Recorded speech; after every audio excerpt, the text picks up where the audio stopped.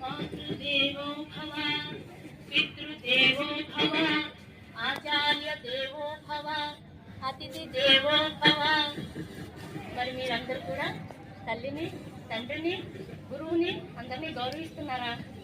చెప్పాలి, నిజమే చెప్పాలి. ఎవరైనా మాతృదేవో భవ అంటే అమ్మ, అమ్మ, అమ్మ ఎవరితో సమానం? దైవంతో సమానం, దైవంతో సమానం. పితృదేవో భవ, నాన్న దైవంతో సమానం. గురువు అంటే మిమ్మల్ని మీకు ఎన్నో రకాలైనటువంటి విషయాలు చెప్తున్నారు, అవునా కాదా? మీరందరూ కూడా గొప్ప గొప్ప వాళ్ళుగా తయారవ్వాలని వాళ్ళందరూ కూడా ఎంతో కృషి చేస్తున్నారు మీకోసం, అవునా? మరి మీరందరూ కూడా అంత చక్కగా నేర్చుకుంటున్నారు అన్ని వాళ్ళు చెప్పినవన్నీ. గురువు ఏమైనా వినయ విధేయతలతో ఉంటున్నారా? నిజం చెప్పాలి. మీ గురువులందరి విషయంలో మీరందరూ కూడా గురుదేవో భవ అన్నట్టు వినయ విధేయతలతో ఉంటున్నారా? ఉండాలి తప్పకుండా. ఎందుకంటే అందరికీ ముందు ఒకసారి ధన్యవాదాలండి పిల్లలకి, అలాగే ఈ అవకాశం ఇచ్చినటువంటి మాస్టర్లకి అందరికీ కూడా సాయిరామ్. అయితే ఏంటంటే మనకి ఎంత గొప్పవాళ్ళైనా మాస్టర్ల చేతిలోంచే వస్తారండి. గొప్ప గొప్ప నాయకులు కానివ్వండి, సైంటిస్టులు కానివ్వండి, ఎవరైనా సరే ఈ టీచర్స్ నుంచి వచ్చేవాళ్లే. కాబట్టి ఈ టీచర్స్ చెప్పినవన్నీ కూడా మీరు చాలా చక్కగా దృష్టిలో పెట్టుకొని చాలా చక్కగా మీరందరూ కూడా రేపటి పౌరులు మీరందరూ కూడా. మేము కూడా ఈ స్కూల్లోనే చదువుకున్నాం, ఈ స్కూల్లో మేము చదువుకున్నాం. మా అమ్మ కూడా ఇక్కడే చదువుకున్నారు, మేమందరం ఇక్కడే చదువుకున్నాం. ఇప్పుడు కాన్వెంట్లు వచ్చినాయి, కానీ పూర్వం మాత్రం ఈ స్కూల్లే, ఇక్కడి నుంచి చదివిన వాళ్ళే జాతి రత్నాలు అయ్యారు. కాబట్టి మీ అందరిలో కూడా అలాంటి రత్నాలు రావాలి. మీరందరూ కూడా సంఘానికి ఉపయోగపడే మంచి పౌరులుగా మీరందరూ కూడా తయారవ్వాలంటే ఎలా ఉండాలి?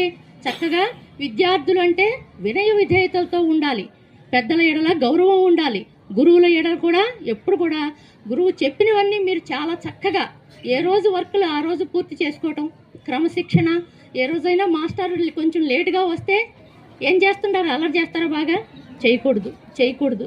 చక్కగా అందరూ కూర్చొని ముందు రోజు చెప్పినవన్నీ కూడా ఒకసారి మళ్ళీ రివిజన్ చేసుకోవాలి, అంతే తప్ప అల్లరి అనేది అసలు చేయకూడదు పిల్లలు.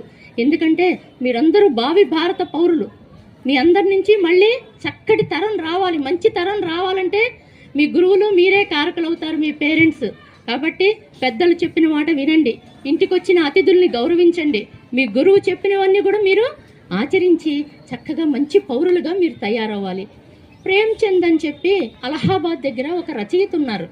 అయితే ఆయన వాళ్ళ పిల్లల్ని అలహాబాద్లో చదివిస్తుంటే అలహాబాద్ నుంచి వాళ్ళు అలహాబాద్ పక్క ఊరు ఏదో వెళ్ళటానికి ఆ భార్యాభర్తలు ఇద్దరు, ప్రేమ్చంద్ భార్య బయలుదేరుతూ మేము వస్తున్నాము అలహాబాద్ స్టేషన్కి రమ్మని వాళ్ళ అబ్బాయిలిద్దరికీ చెప్పారు. సరే, వాళ్ళ అబ్బాయిలిద్దరు కూడా ఆ రైల్వే స్టేషన్కి వచ్చారు. తల్లిదండ్రుల్ని ట్రైన్లో వస్తున్నారు కదా, వాళ్ళని కలుసుకుని మాట్లాడదామని చెప్పి. సరే, ట్రైన్ ఆగింది. ఆ తల్లిదండ్రులు ఇద్దరు కూడా వాళ్ళ అబ్బాయిలను చూడటానికి కిందకి దిగారు. ట్రైన్లో దిగేసరికి ఒక్క నిమిషం అయితే గబగబా పెద్ద అబ్బాయి వచ్చేసి ఆ తల్లిదండ్రుల కాళ్ళకి నమస్కారం చేశాడు. చిన్న అబ్బాయి ఏం చేశాడు?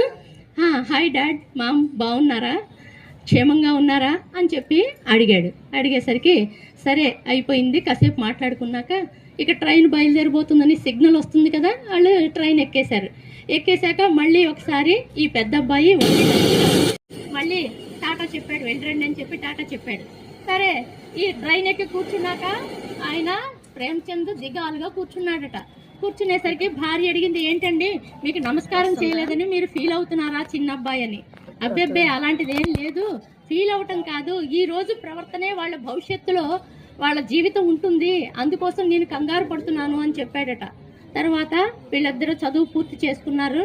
చిన్న అబ్బాయి ఎలాగో కష్టపడి మొత్తం మీద స్కూల్ ఫైనల్ పూర్తి చేశాడంతే. పెద్ద అబ్బాయి చక్కగా బాగా చదువుకొని అలహాబాద్ కోర్టులో జడ్జి అయ్యాడు. ఆయనేమో అందరితోటి, జడ్జి గారంటే అందరూ లేచి నుంచుంటారు కదా, రాగానే అందరూ నమస్కారాలు పెడుతున్నారు. ఈ చిన్న అబ్బాయి అదే కోర్టులో చక్కగా ప్యూన్ లాగా ఉన్నాడు అనమాట. వచ్చిన వాళ్ళందరికీ ఈ అబ్బాయి నమస్కారాలు చేస్తున్నాడు. చూసారా, తల్లిదండ్రులకి నమస్కారం చేయటం వల్ల, మరి పెద్దలు చెప్పినవి వినడం వల్ల పెద్ద అబ్బాయి ఏమయ్యాడు? కోర్టు జడ్జి అయ్యాడు. కాబట్టి చిన్న అబ్బాయి అందరికీ నమస్కారాలు అన్నగారు చేయించుకుంటుంటే ఈ అబ్బాయి వచ్చిన వాళ్ళందరికీ నమస్కారాలు చేస్తున్నాడు అనమాట. కాబట్టి ఈ రోజు మన ప్రవర్తనని బట్టే భవిష్యత్తులో మన జీవితం ఉంటుంది. కాబట్టి మీరందరూ కూడా చక్కగా వినయ విధేయతలతో ఉంటూ మీరు చక్కగా సద్వినియోగం చేసుకోండి మీ చదువుని. ఇప్పుడు ఏంటి మీ డ్యూటీ అంతా కూడా చదువుకోవడమే, ఇంకేమీ వేరే దాని మీద ఏది మనసు పెట్టకూడదు. చక్కగా మీరు మీ యొక్క చదువుని చక్కగా కొనసాగించి మీరందరూ కూడా మంచి పౌరులుగా తయారవ్వాలి. Sairam. Thank you madam, thank you so much. చక్కటి మెసేజ్ ఇచ్చారు మా పిల్లలకి. చాలా